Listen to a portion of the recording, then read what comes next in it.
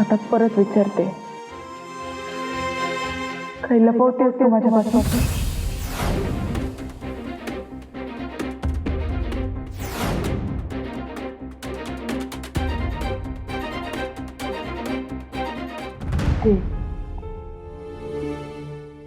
सुमन,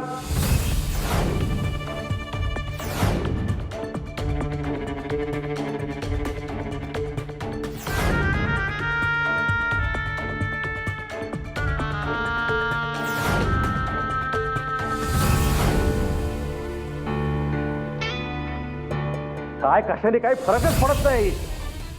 ह्या पोरीने ना फार लाज घालवली. काय करताय? काय करताय? काय झालंय? काय झालंय? अरे सगळं वेस्ट घालवलं, वेस्टेज. तू आपली काय झालं करत फिरत बस आयुष्यभर. खरंच ना, मालकीण झालीय वाडीची तरी अक्कल नाही आली तुला काडीची. अगं या कर्मदरी पोरीला तिच्या नवऱ्यानं तेज प्रतापनं बंगल्यातून हाकून लावलीये.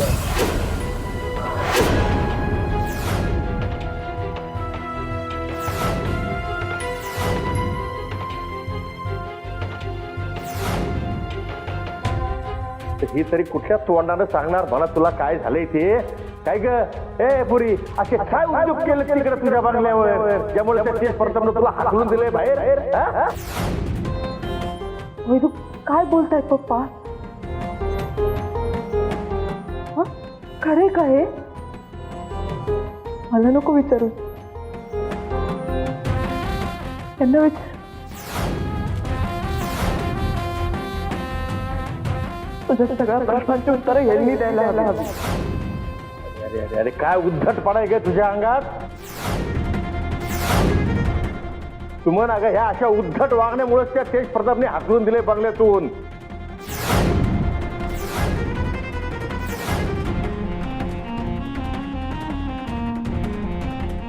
ती बॅग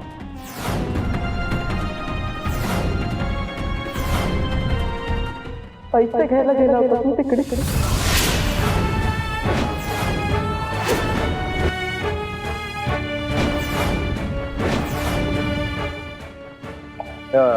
कुठली बॅग?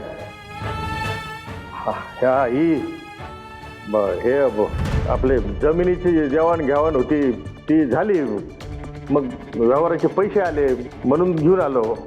आणि काय ज्या पार्टी संघ व्यवहार होता ना ती मुंबईची पार्टी होती, त्यामुळं लगेच पैसे दिले इकडं आलो. त्यामुळं हे कळलं ना. चला झोपा आता.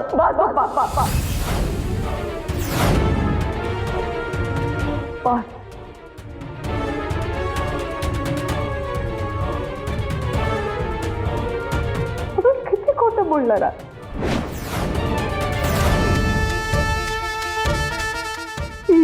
ही माईसाहेबांची बॅग, त्यातले पैसे मी माझ्या हाताने मोजले.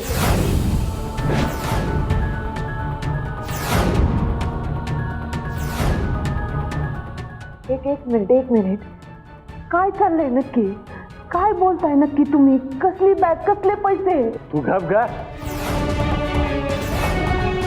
तू नुसतं आपलं काय झालं प्रश्न उभे करून झेंडे विरुद्ध बघ तिकडे तिकडे. जा आता झोपा. चला.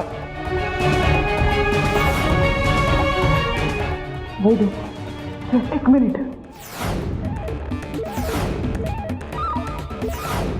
कोणी इथेच जाणार नाही.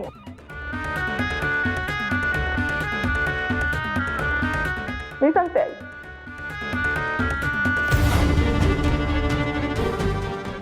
तेज प्रतापचं आणि माझं लग्न ज्या परिस्थितीत झालं ना, तेव्हा माई साहेबांसोबत एक कॉन्ट्रॅक्ट केला होता मी. त्यात लिहिलेलं होतं, आमचं लग्न फक्त वर्षभरासाठी असेल, त्यानंतर आमचा डिवोर्स होईल आणि मी त्याला सोडून निघून जाईल.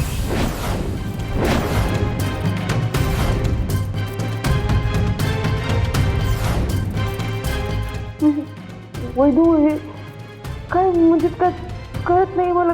लग्न, कॉन्ट्रॅक्ट, तर कुठलाच पर्याय नव्हता माझ्याकडे.